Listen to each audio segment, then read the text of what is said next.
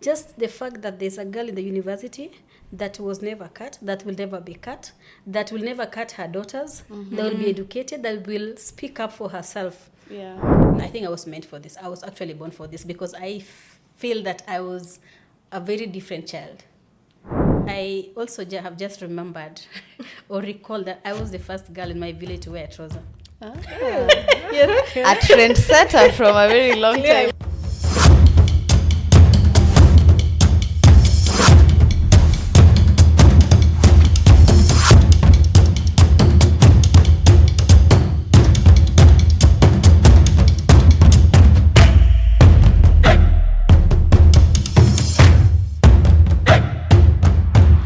Hi everyone, my name is Valerie Loloju. I am one half of the S2S podcast. And my name is Godano Yussuf. I am the second half of the S2S podcast. And welcome to the Sister to Sister podcast. So much fun is about to be had on this podcast. How are you doing, babe? I am doing well. How are you doing? It's good to see you. It's good to see you too. We are saying it's good to see you, yet we've been together, I think, the past week. Yeah.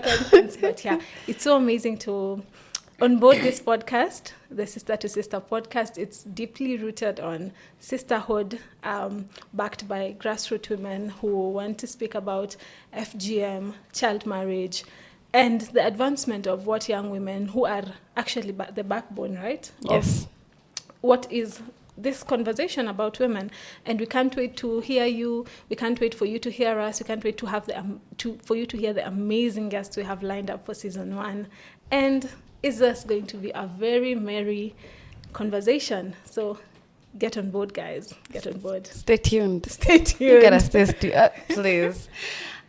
So this marks the first episode of our S2S series, and I really love the choice of our first guest. I don't know about you.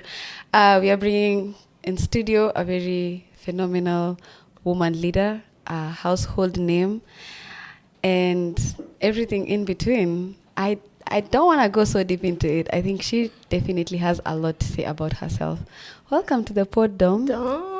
Welcome. Domtila. Just sitting back and listening to you guys introduce the podcast. Such an inspiration. It's even so lovely to just share this couch with you and have your brain with us this episode. Yeah. Thank you so much. Yeah. Thank you so much. You don't know how glad I am that we are doing this together. We're doing it our own way. So my name is Domtila Chesang, and I'm from West Pokot County, but I currently live in Nairobi.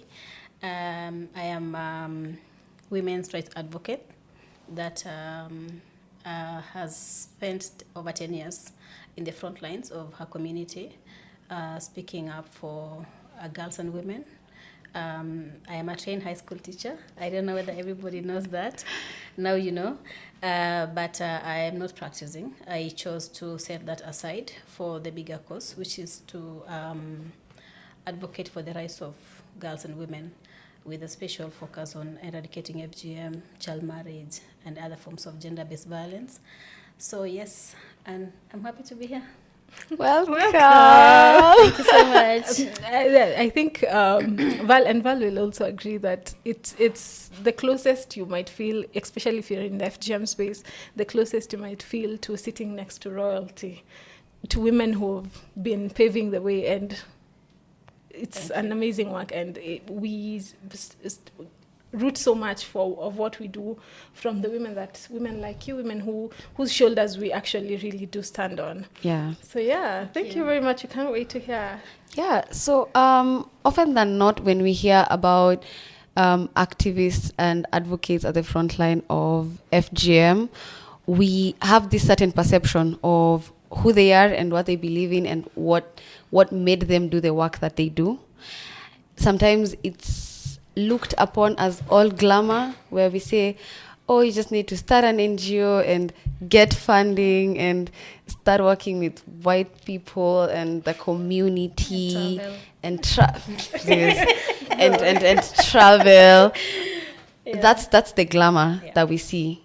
But we know that it's way more than that. And there's 1 million+ women across the globe who are doing similar work. And sometimes they might feel not seen as much as they would want to be. We don't get to see the behind the scenes, the making. I mean, it's been 10 years in the making. I know there is an activist who just started her work right now, and there's an activist who is marking her 15th year anniversary. Sometimes she feels not seen as much. She feels she has not understood what it means to be in this space as much as possible. She has not patted herself on the back for the work that she has done.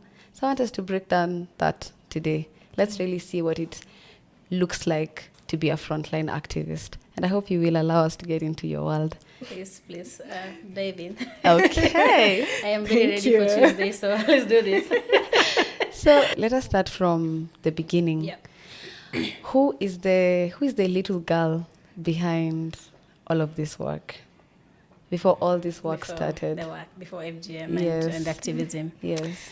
Wow. So, like I said, I'm so excited that we are finally sharing a platform, like between sisters, talking about our work and our experiences, our journeys, and I'm just so privileged to be sharing mine today with the hope that it will inspire someone or it will impact something.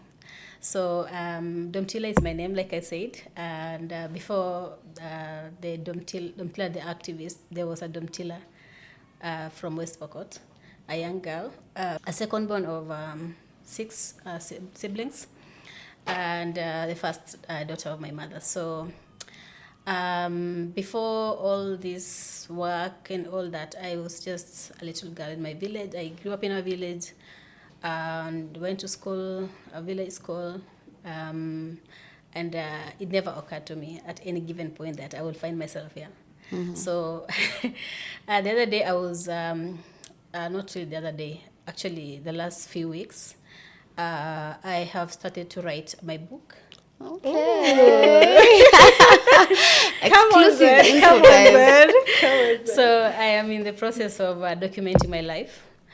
Something I've really looked forward to, but I was really waiting for the right time to start narrating, who is Domtila and how far she has come, how many barriers she has had to overcome to get to this point, but also to just like really share that very intimate part of my life, so that I'm able to release it, because I feel like I've been carrying so much, and this is part of that journey. So rest assured that this is going to be part of that book. Yes. So this bit is also going to have a section in my book. So anyway, I cannot say that I saw myself here today, but when I began to write my book the other day, I started to like identify patterns that clearly show that I will become somebody.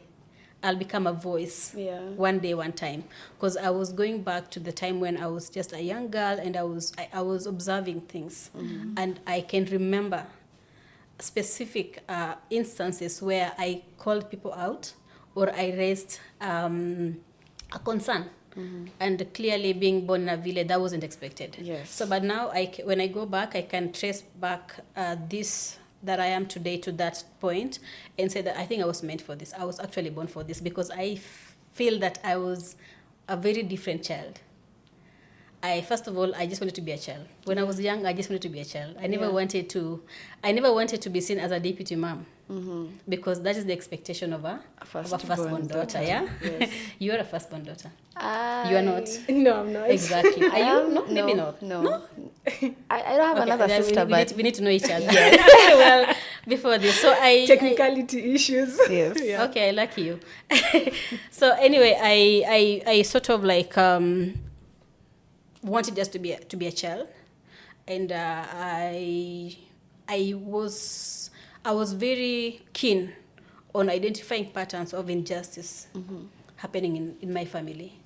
I used to see how boys were being treated differently, and compared to us girls. And I'll give as an example. Please do. There was an instance where we used to go to the farm, and the girls like us who will wake up early in the morning. I have actually step siblings, or I'll call them half siblings, or half sisters and half brothers, because I come from a big family. So the girls will be asked or required to wake up early in the morning and then prepare breakfast, do all those house chores like the morning stuff. And then we all go to the farm with the boys or my brothers that haven't done nothing since they woke up. They woke up, they took breakfast. Yeah. So for me to remember that, we were very young. And then later on, we'll come back from the farm. We will come back home, have lunch, but the boys will do what? After lunch, they'll go back and just roam around the village. Yeah. And what happens to us, the girls, start there preparing for dinner and stuff, cleaning the dishes and stuff. So those things stuck with me. I was very disturbed. Yeah. But of course, I didn't know what to call it. I didn't even know what to say or like what to think of it. I didn't know whether it was right, but I still felt like something wasn't right. So those instances, right now that I'm here, I can say that I think I knew that something needed to be corrected. Yeah, and at the same time, I also have just remembered or recalled that I was the first girl in my village to wear a trouser. A trendsetter from a very long time ago. There are things I know. There are things that are going to come out of my book that I'm surprised. But I realize now how I started this journey. Way back. But that aside, I was also a very thoughtful, observant, and I was very bright in school. So, and the other thing that I will say that I'm starting to acknowledge right now is that I never fitted in the category of a wife material. What is this material? Exactly. The definition of how people are perceiving it. Yeah. Because that's very Magda is very important for this story. Okay. I never fitted in. I was a very small child. Actually, don't be deceived by this dress. Yes. Do not be, guys. She's tiring. So I was a very small child. I wasn't like a strong child. I was just child wanted to play. Yeah. But girls in my village, there was this expectation that as a girl you have to show your skills. When you go to the forest to look for firewood, you have to try to carry the heaviest load. I tried. I failed. Yeah. I tried many times, guys. I gave my best. We will go to the river, try to fetch water. But the girls, some of my friends from the village, they will have like a 20 liter. And then they'll just like swing it around and throw it on their back. I will always fall down. And these girls were almost my age mates. So long story short, I think that's the time I realized that was not my thing. That's why I said I was not fit for by material. Yes. So that saved me because that then made me to discover where my strengths were, which was school. So I was very good in school. So and I focused on that. Yeah. And sadly, most of my friends and age mates, my peers, the girls, they were married. They were married. Yeah. So I was the only one. Yeah. Wow. So just tell us a little bit about your friends. So your friends went through the cut. Is it because they majorly showed interest in wanting to get married, or is it that they didn't do so well in school, so the alternative was to be married off? So actually, FGM is just one of the things. Yes. It's a process. It's not like something that you have to even consider or you have to discuss. No, it's like a pathway. Yeah. So, and that's why I was saying it's very important that you note down, I was not a wave material. Yes. Because that is one path. Yeah. And the other path, the other alternative was education. Yes. So this was the path. Like you have to walk through this path. And most of my friends, because they fitted in that system, so it was a smooth transition for them. They had to go through the process, no questions. And then they were, of course, when they came of age, they were cut.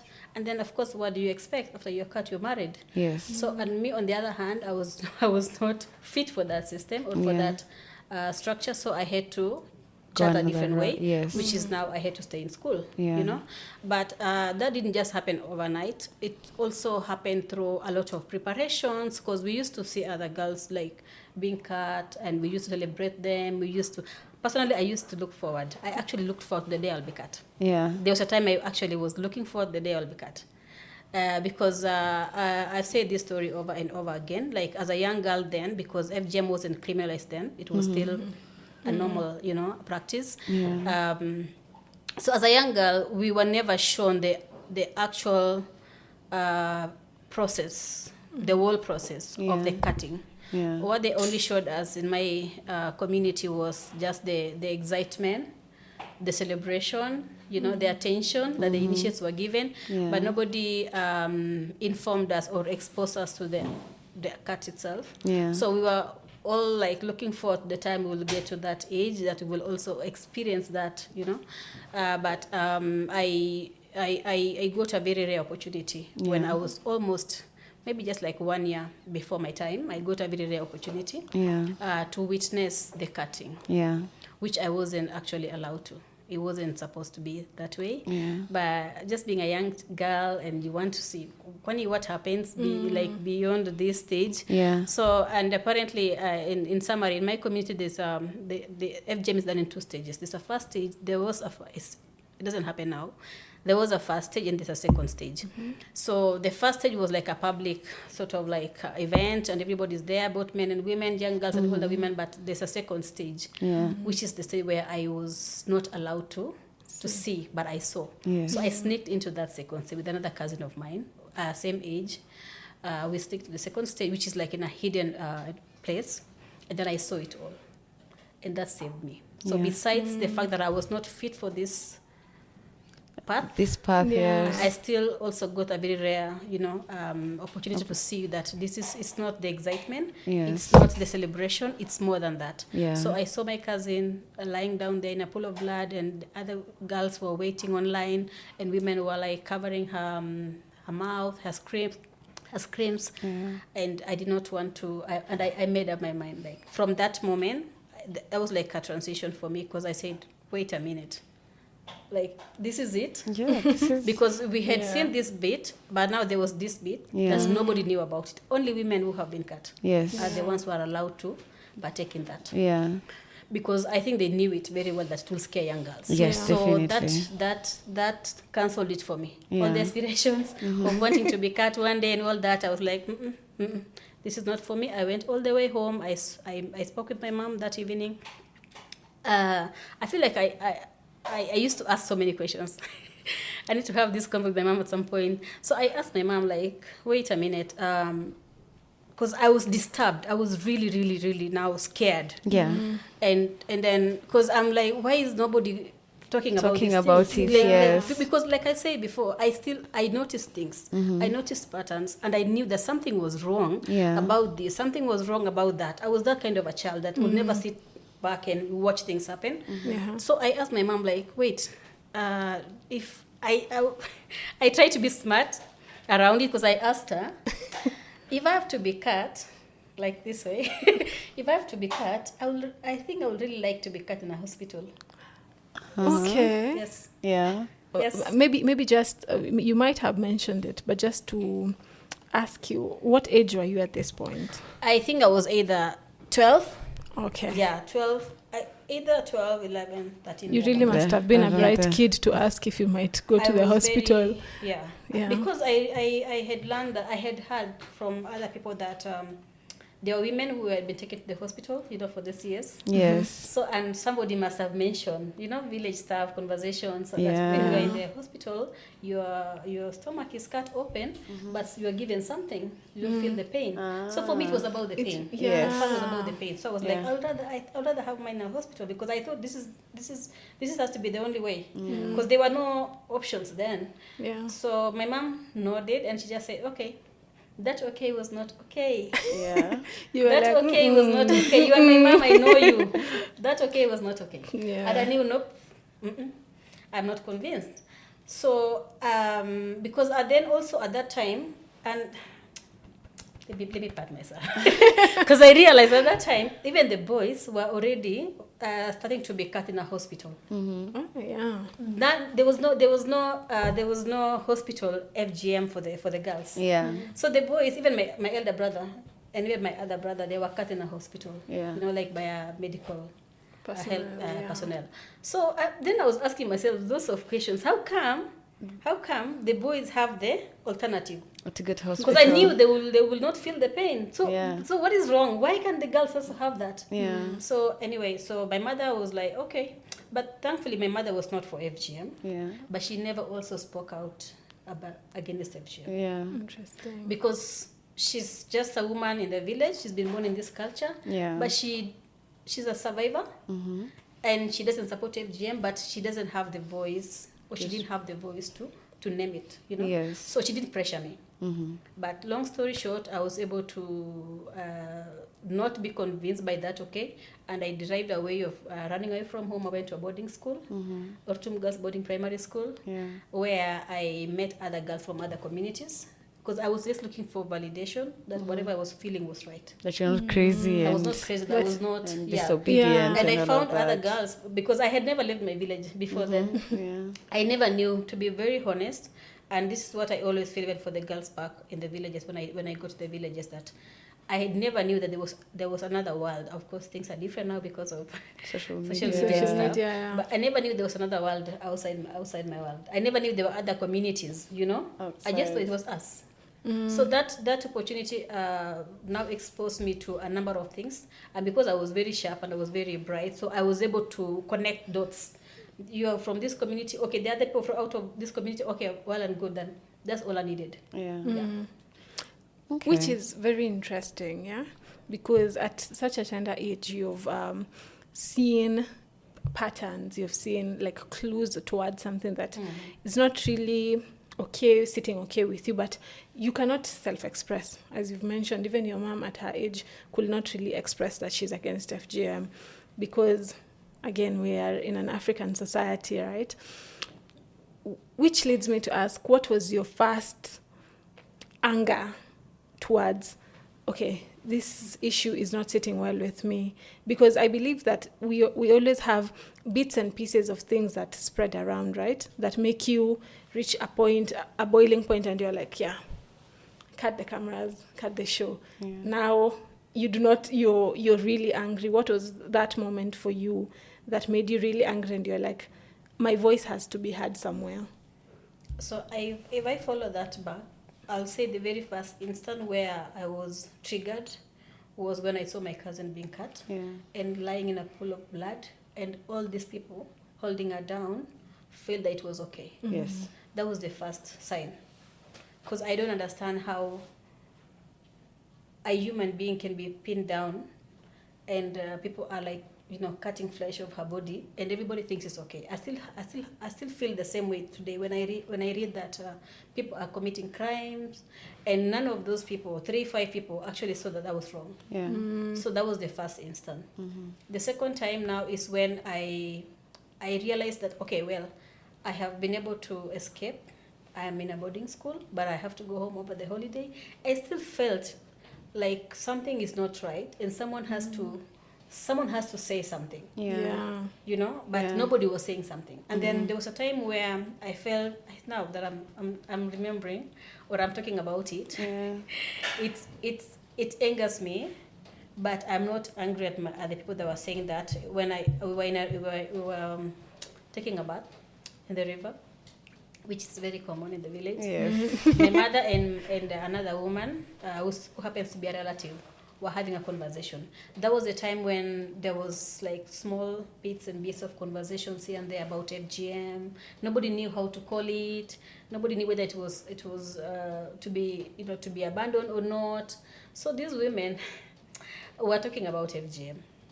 These women, meaning my mom and my other relative, and we were just thinking about. And then they said, I think it was my mom or the other woman who said, okay, if that part of the body has to be cut, okay, how about they just remove the clitoris, and they do away with they leave the labia. Yeah. They didn't call it the labia, but anyway, I mean, and they leave alone the labia. The other woman said, but how will it look like? Yeah. How will it look like if they remove the clitoris and then they leave the other part? It will just be like, you know, like a pathway. I don't know what. Yes, I can picture it. I can picture that. But she described it like, you know, like straight. So where is the rest of the meat and stuff? You know. So that like really got me, got into me because I was asking myself, what is wrong with it? What is wrong with this part of the body? Yeah. Why? Because these women were actually struggling to find a term for it. Was like negotiating. Yeah. Because somebody has said it has to go, and now they're trying to negotiate. Then me, on the other hand, a young girl, I'm like, why does it have to go? Yes. And especially at that point, you already have some form of trauma from seeing even your cousin being in that position. You're like, why can't they just leave it? Yeah, and I think what's also really coming out strongly is when we start recognizing FGM as a form of violence, then it really moves the conversation forward. Even from culture. Yes, away from culture. And actually, some of the things that you're describing is violence against women. Pinning them down, a group of people not seeing themselves doing anything wrong, young girls who cannot consent, who do not have willpower. That is a form of violence. And violence also really thrives in silence and in stigma and in being covered up. So that's why we see the parties, and you just told the fallacy of what it actually looks like. And unfortunately, that's still the fallacy that is being sold up to now. And that's why we are still in this fight against female genital mutilation. And I would want to say that you started your activism even when you didn't know that it was activism. And I know that you proceeded to, do you remember starting these conversations now past high school, when you got now into university? Because I would really like to see how activism looked like when you were younger and how activism looks like for you right now. Yeah, so I also kind of want to acknowledge that I feel like the path was also laid for me in a way. Some things are never by accident. Yeah. You're born and you're just like you're born and then you are positioned. Yeah. In a way. So I cannot say that there was a specific time when I started. I just feel like it was an ongoing thing. Yeah. It just happened. It just happened, evolved from point A to point B, because part of what I will say is that even when I used to go home over the holiday, I still had that fire or the urge to make people see that what I chose was the right thing. Yeah. I didn't have the words or the campaign, but I still wanted people to see that what I chose was the right thing. And sadly, my sister was cut. My younger sister, the one who follows me, was cut when I was away in school, and that's when I realized my mother was not for FGM. Yeah. And that also gave me now more, support, knowing that my mom was against FGM, because she called the women out, those who did it, and she almost refused to welcome my sister back home, and she had to be begged. Those women had to beg her to let my sister come back home after she had FGM. So that gave me more power to talk about this, and then I started to have conversations that I didn't know they were actually geared towards FGM. Yeah. But I had conversation with people from the church, young people or the youth. So we used to have our own youth groups during the holidays. And being in a high school, that means you have a a higher platform to talk to other girls who are in primary school. So that gave me a position too. At least I had something to say, because before you become an activist or you become a speaker, you must have some level of knowledge. You have some elevation, that happens. Yeah. So that's what gave me a position in high school. And then when I was transitioning from high school to the university, a group of women, because things were also happening behind the scenes. There was conversation around FGM as well, and then there were groups like World Vision who happened to come to our village then. And then I went to some of their camps or their seminars, their workshops, where they were now confirming to me that yes, you are right. You know? So that already gave me the permission or and the the go backing, ahead. And thankfully also I never really felt bad when I never felt bad as somebody who refused to go FGM when my sister was cut, my younger sister was cut, which was supposed to be I was supposed to feel bad, because left out because a young girl has gone through it, because FGM is about, quote unquote, you're brave, you're courageous. So I think for me, I made peace. Yeah. That I am not I am none You of are those okay with things. not Yeah. being Which is fine, guys. I am none of those things, and you can do nothing to me. So the campaign just evolved like that, and then the women were also already forming, like organizations, organizing themselves, talk about these issues. And it also happened that some of those women happened to be my relatives, my half sisters, who were already organizing themselves to talk about FGM, to actually even not even talk about it, but to talk about it, to have dialogues like, what is FGM? What happened to us? So because of the fact that they were my relatives and some of them are my friends, so by default, I found myself sitting with them. You know, and that's why I'm saying, for me, I also feel like the path was sort of almost like laid for me. It was just for me too. There was another woman that spoke about it. Spoke up. So then I found myself in the group, the discussions with these women, and then I was learning, but at the same time I was then in the university. So, and this is the time I discovered my passion. In one of the workshops that we had in Ortum Girls, it was being hosted at Ortum Girls Boarding Primary School, which was my primary school. Yes. So I was being tasked with, the women were the one organizing the workshop, they were the one with the trainings. So I was almost like a head girl, because there were girls who had been mobilized from different villages. So because I was at the university, most of them were already in primary school or in high school or were not in school. So I was given a role. I became quote unquote like the head girl. Yes. But that's when, and then I used to love to stay with the girls. I would stay in the dormitories with them. When the other members would go and find somewhere else nice to sleep, I'll sleep in the dormitory, because it was my dormitory. You know? So, and then we bonded with the girls. And that's when I realized that I had something and people could sit and listen. And I was able to connect with the girls. That's when I saw that there was like I had a calling, but there was more that I needed to do than just sitting there and attending the workshops. So I already saw myself as somebody who can speak and people can listen, and I could feel the connection that there was something that was being achieved through that. So that's when I was like, okay, I can do this. Finding a purpose for your voice, like your voice finding that purpose without you really pushing it or anything. And I understand from what you've said that in your early days, a lot of the community, the young girls, just the inspiration is what really pushed you. Will you say that that's correct? Like what was fueling you in your early days of activism? I will just say what was fueling me is that I had a confirmation that FGM was wrong. So what was fueling my activism or my urge to speak out was the fact that I had that strong conviction that FGM was wrong. The patterns were there. They were there. The evidence was all over. World Vision were there.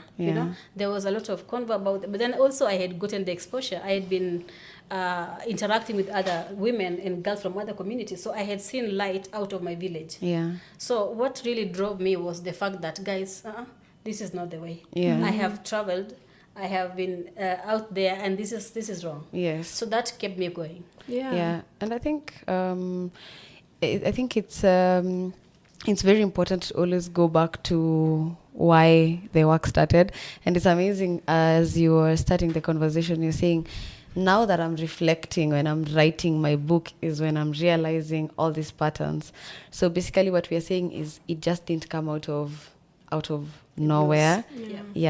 And also just you applauding the women who came before you, who validated the feelings that you had, the very strong feelings against female genital mutilation. And I know that's where a lot of activism is rooted. And now we've come to the understanding of where Domtila comes from, where her activism came from. You've done primary school, high school. You said that you are a trained teacher. I'm assuming that you did train, you did teach after campus for some time. Not TP? The only time I went to class was during my teaching practice. Oh, okay. Okay, so was it a bit crazy for your parents when you said that that's not the way that I'm going? I didn't say. I transitioned into what I was already volunteering to do when I was in school. So it was like a seamless transition. There wasn't like a break. because when I was in the university, I was already having conversations. Yeah. And now with the time, because I only gave you like a bit of it, but with the time, those women were already organizing, they were conducting workshops, we were moving from village to village. Actually, part of my earlier role was to look after the babies for these women. Yeah. So, but now, eventually, because I was the only one who had a university education, most of the women were not, were semi-illiterate or illiterate. So I saw, there was almost like an obvious role for me to do, take minutes, write some of the reports. So by the time I'm leaving university, I am already... You already have a role. Yes. Yeah. So, and I knew what I wanted to do. I knew that there was something waiting for me. So over the holiday, I will be doing that. I'll be traveling, I'll be moving from one village to the other with the women, and then I'll be holding those workshops. I'll be invited to workshops sometimes myself by people like World Vision. So I was being prepared even when I was in the university. Yeah. So there wasn't like a place or a time where I had to pause and, no, it was just like... Have you ever, at any point during especially the beginning of Domtila and as the activist, did you ever regret it? Like, I should have just stuck with teaching and gotten my TSC number. No. No? Yeah. I will not call it that. And not even at my early stages of activism. I have had moments where I questioned myself. I questioned my choices. Yeah. But not in a way that was qualifies to be regret. No. Yeah. No, it's just my decisions, how things were happening, the frustrations. But I have never at one given point ever thought I should not have gone this way. No. Yeah. Yeah, I think that's very important because there's a lot of people who are now battling between, say for example, quote unquote, real careers, right? And because sometimes we call activism making noise, right? And that's what a lot of the people around you might see, especially at the very beginning when you're young and people say that you need a real career. So that's very important, especially for a lot of other young women who are having these feelings that what is being done in the community is wrong and they really want to speak up, but they're not really sure how their future looks like in activism. They're not sure whether there's going to be regret that is going to come. So I think it's very important that you did not lie and say that has been a perfect journey and a very smooth journey, but just highlighting that I've had moments, but I've never really sat down and thought, why did I ever pick this? And I think this really transitions us properly into a deeper segment in terms of what does the work really mean to the individual, the activist, the frontline activists specifically. Yeah. I don't know, Godano, do you want to take that? Yes. No, but the whole time you were speaking, I was just thinking in my head, is Val calling me out?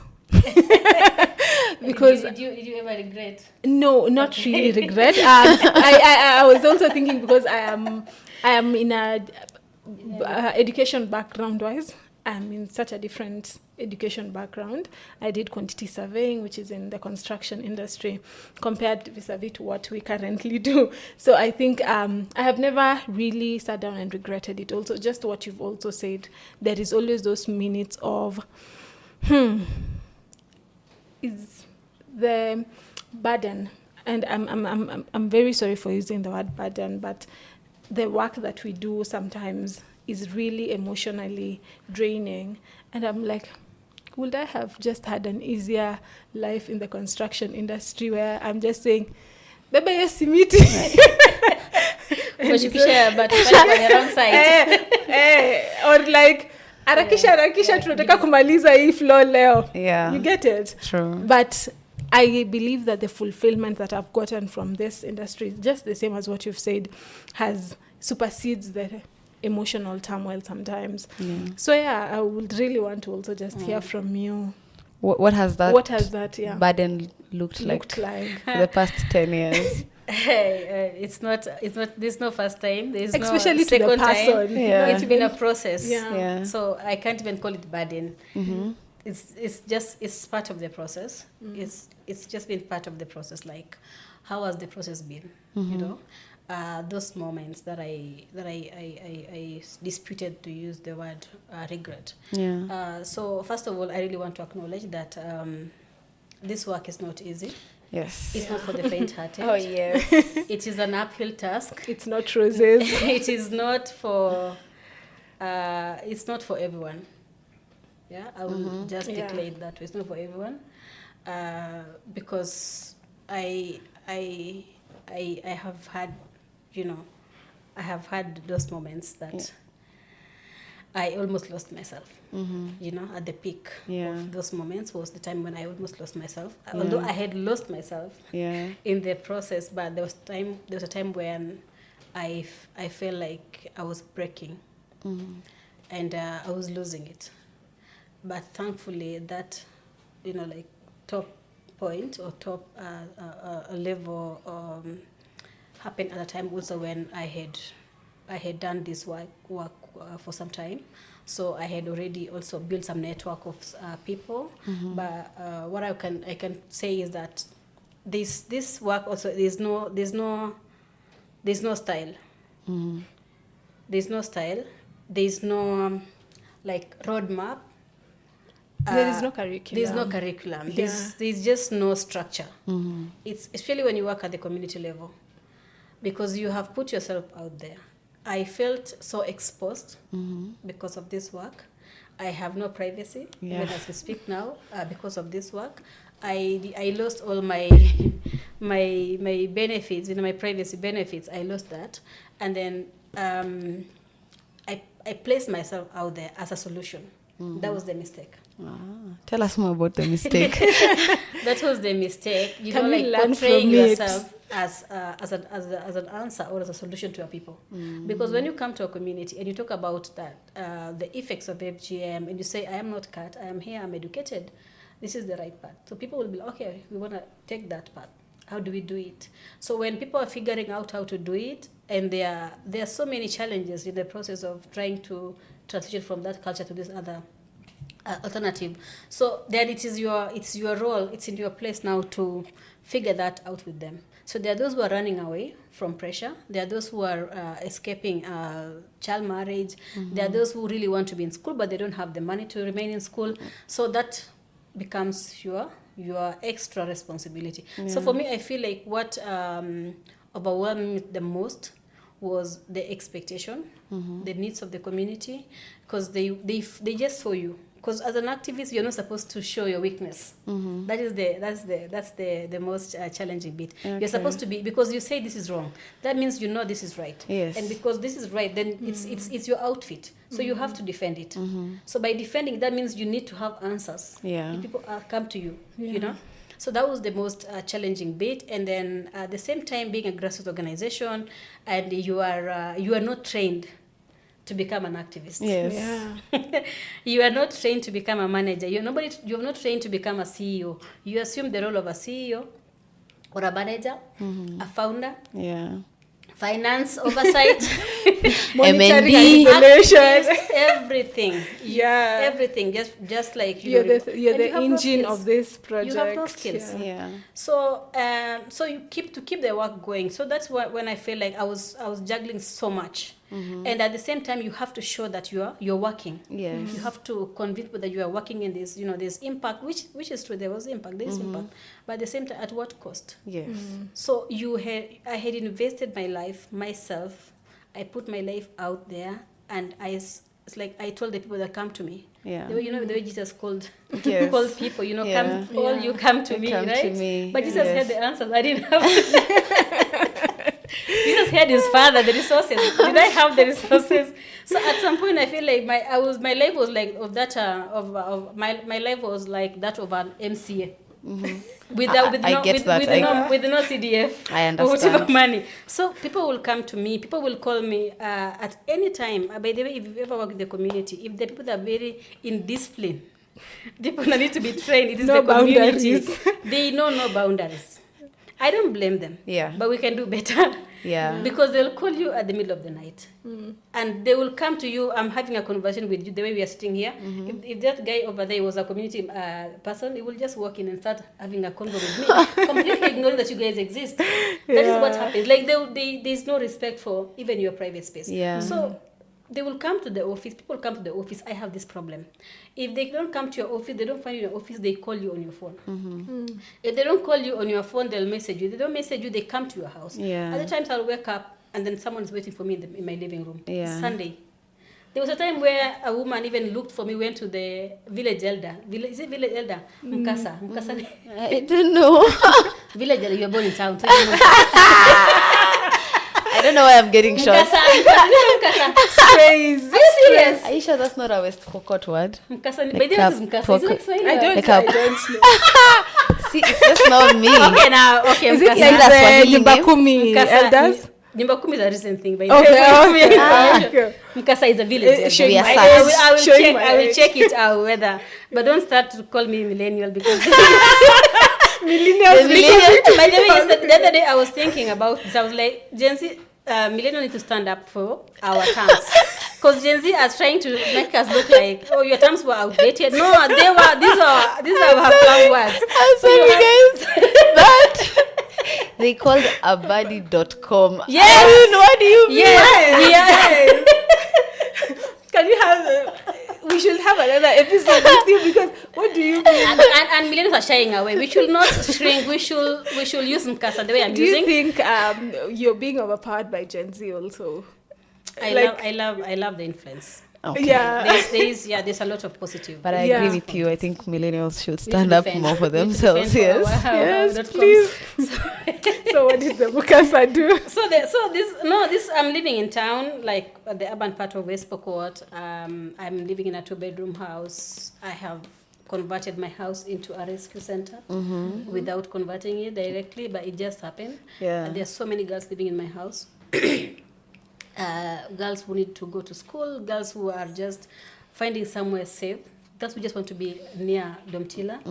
And then, so this woman comes looking for me. It's almost the beginning of the year. Girls are supposed to report back to Form 1. She doesn't know where I live, but she has had me because I used to do my campaign. I still do my campaigns on radio. I'm very vocal, by the way. Very much. Very vocal, and I'm You very should really influential. go follow You should her. know people. Yeah.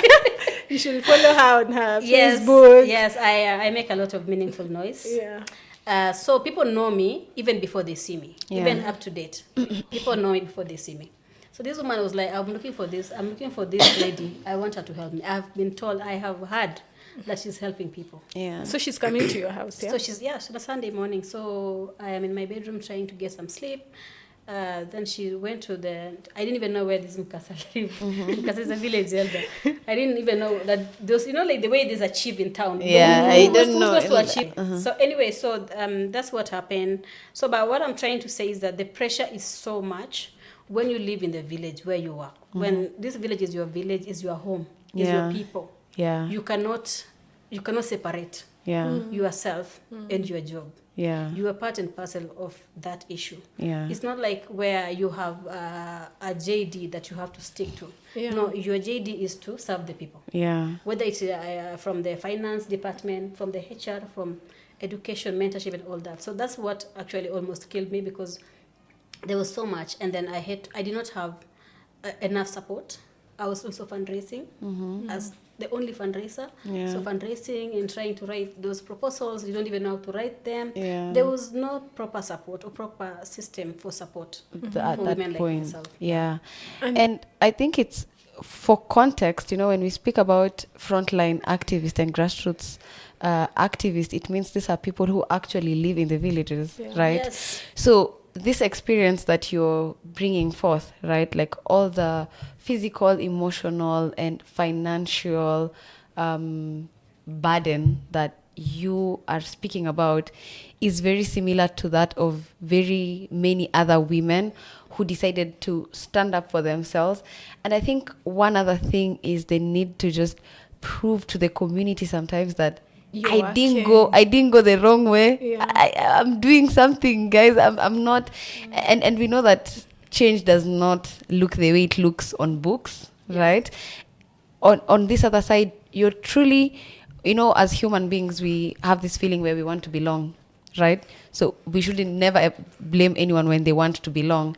So what you've done is you've stood up in the crowd and you've said, I can do it. I can do it. And you have to prove. Yes. Yeah. And I'm going against what you guys believe. And it can be a very lonely path. And even the wildest part is, as you've mentioned, there is no JD for this job, right? Yeah. So there is no, for example, if you work a regular 8 to 5, you have you at work and you at home. Mm-hmm. And you can have very different characteristics. Yeah. But as a person who's at the front line for this work, there is no you at work and you at home. Yeah. You're ever at work. Mm-hmm. Your life, your like personal this. life is scrutinized by the community if you do any misstep. There is no autonomy for you to have privacy. Mm-hmm. There is no privacy, right? Yeah. And it must be really challenging and hard. And I can believe that a lot of the grassroots, the grassroots level founders, young women who just stand up because of discussions. We're even seeing on social media women who stand up against FGM, rape, GBV. There is always their lives are now subjected to scrutiny, Yes. subjected to ridicule on a public platform, and you've just spoken about what's wrong. Yes. And people do not want to understand that that's You're not wrong. And supposed to be visible. you need to convince a mature person that what they're doing is wrong. Whereas at the back of their head, they also know it's wrong, but they want you to convince them why it's wrong. Yeah. You're given that burden of now convincing other people. And Domtila, the conversation, we will go on and on and on if we start discussing the challenges that you went through and how those look like. But I would just want to know, on those hard days, on the days that someone is in your house at 7 a.m., on the days that you're not able to feed Mukasa. Mukasa, Yeah. and on the days that you have 30 girls in your house and you can't feed all of them, I can believe that's such a challenge. What kept you going, and how does that heavy work feel, and how do you just continue putting fuel and telling yourself, lazima iwak? Yeah. Lazima iwak. I think just remembering the purpose and why you started actually kept me going. Despite all that you have mentioned, the heaviness in the work, but there was also a part of me that was receiving the fulfillment, which I think for me, I held on to that. Yeah. You know, the satisfaction that came with it. For me, just coming from my office in the evening, for example, and walking into my house, some girls are watching the TV, other girls are in the kitchen, they're laughing, they're cooking, and then I will walk slowly into my bedroom, and then just like close the door. A part of me is like thankful and grateful that I am a safe place, and my house is a safe refuge. But a part of me was also feeling lost, and overwhelmed, and feeling like, okay, what about me? Look, like, okay, what is going to happen tomorrow? You know. But so there was like not a conflict, but there were like two coexisting feelings. Yes. Yeah, but I chose to hold on to the positive. Hold on. Yeah, and often than not, when we think about feelings and realities, is we might always argue that only one reality can exist at a time. But the truth is, we should be able to hold two thoughts at the same time, even if they are conflicting.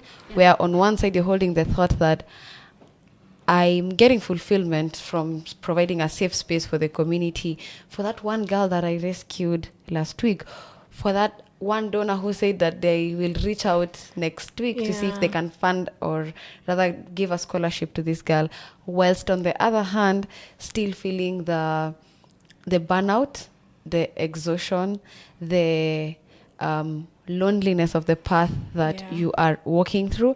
And I know one thing about the community is, one thing that we do is we really hold activists to a higher ground. The standard is crazy. The standard is so high because what do you mean you're tired?